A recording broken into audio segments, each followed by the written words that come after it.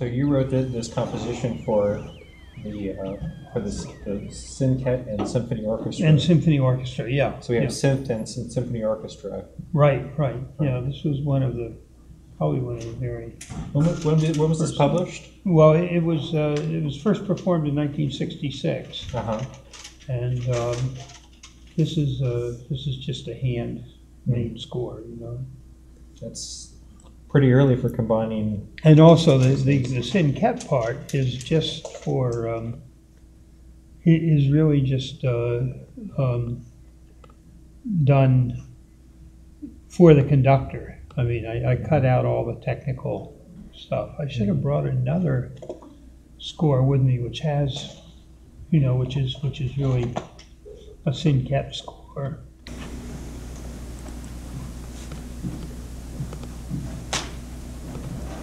I guess the keyboard should be facing the audience so they can see what I'm doing on the keys. It's taken all this time, you know, to find a computer it would work with at all. And this one is not totally satisfactory. It's a slightly different model. So, you know, to find old computers is really a chore, you know. And to find people who know how they work is also a chore. Okay, so then how are we going to Process of kind of making old technology work. Right. Now, yeah, you had to find an older computer with the DOS system. But eventually, what I want to do is interface this with a modern computer, which will allow me to do a lot more. You know, the dissatisfaction I had with this or with pieces I wrote was that there were only certain places where you could get into the sound. It wasn't like the old analog computers in that sense, because the digital age was on us, you know. And you could, you know, control the volume, you could control, you know, various kinds of vibrati and so on and so forth. But, and of course the pitch, but you couldn't really do, you know, really interesting or original things with this sound, which in a way with the old Moog synthesizer and the Synket you could, you know. You could work right with the raw material itself, you know. And these were all, the digital computers or digital synthesizers were all kind of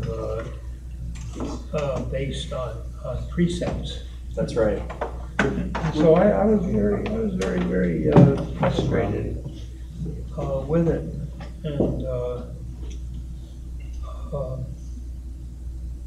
so in any case, by that time I was writing for my pocket opera players and doing a lot of things in opera, you know. Right. So I didn't want to become too involved. But that seems to be the strength of the analog gear and hardware-based analog gear, is that it's not limited to a sound model that's been designed by a sound engineer, and you can only operate within the parameters of that. With model. this, you could stretch. You can stretch, and now there are programs that are completely general, especially computer sound generating programs. So now I want to get it so it will work with a modern computer. I'm too old to lug one of these computers I don't think around. we would carry these things.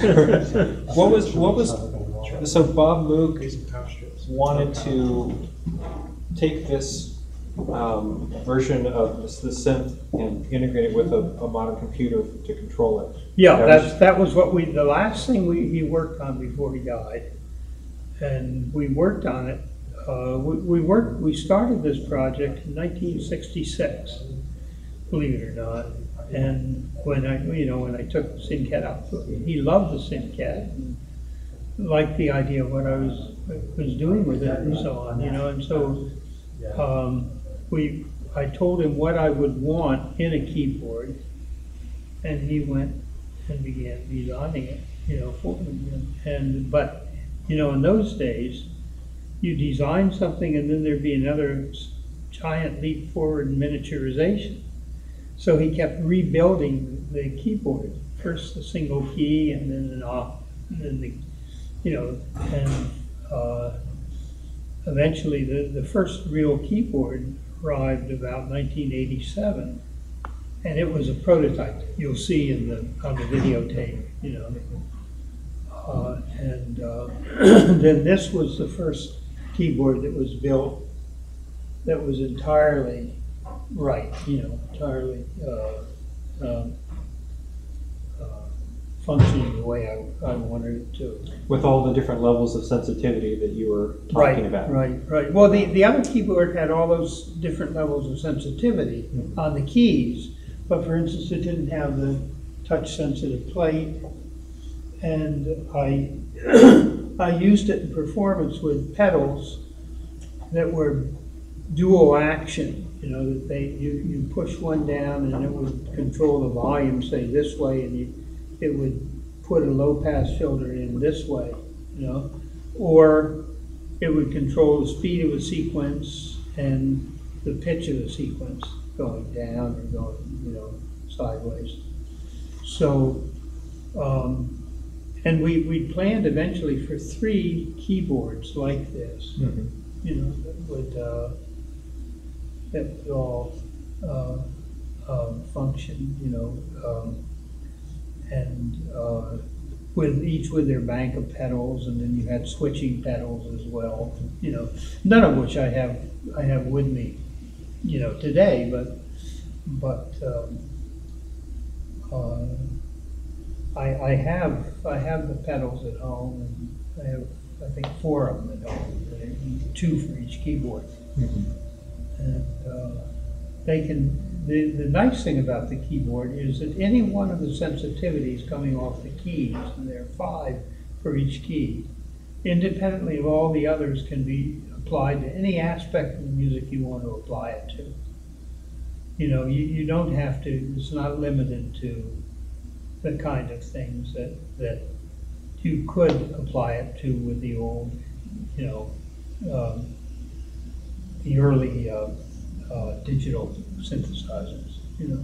So it's closer to operating like it's a synth, but it's closer to operating like an acoustic instrument with the controls. Exactly, Yes. yeah.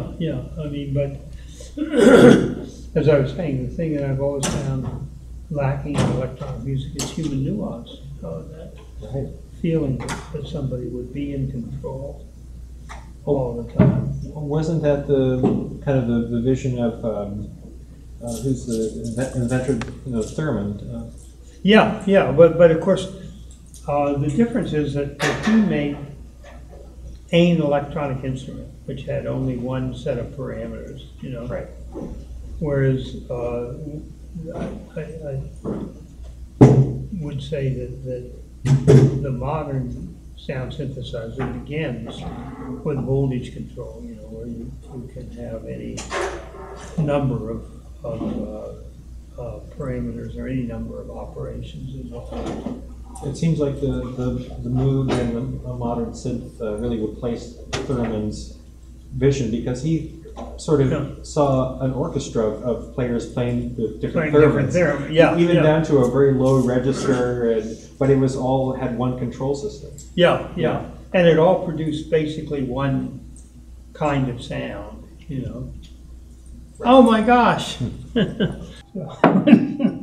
Why did you leave Italy? I mean, why did I leave Italy? Well, you know, I've asked myself that many times. I lived there for 10 years, and practically, and I had an apartment right in Campo di Fiore, you know, beautiful apartment, and but no, I mean, I think one reason actually I came back was working with Bob, to be absolutely truthful, because we were talking about this keyboard then, and that became the goal of my life, to somehow, you know, get that done. And I think it was equally important to Bob. Maybe I'm wrong about that, but it was something that he Do you know really, that he told Eliana that he considers the multi-touch sensitive keyboard his greatest contribution to the world of music? Yeah, I thought I probably felt that way, you know, but then I went back to Italy, and then Indiana University called me and that they were opening a new opera house there that they built with an opera of mine, big opera that I wrote. Impossible opera, 5 hours long, you know, but I cut it down to 2.5 or 3.5, I guess it was before it was. But when they said, will you come and coach the singers? And then all the composition department got together and they sent their 4 best students to study with me. And Bain, who was a brilliant administrator, said, well, you know, you've got to do something. Will you just teach these few students? So I said, oh, well, sure, I will. They turned out to be, of the 10 best students I had in 30 years of teaching, they were 4 of them, you know. And I'd say 2 of them were the best students I ever had. So, and they've all gone, you know, all 4 went on to have great careers. So I got suckered into teaching. And Indiana did 6 of my operas while I was there, so. That helps. That helped. Yeah. Well, I think we can probably check out the room next door and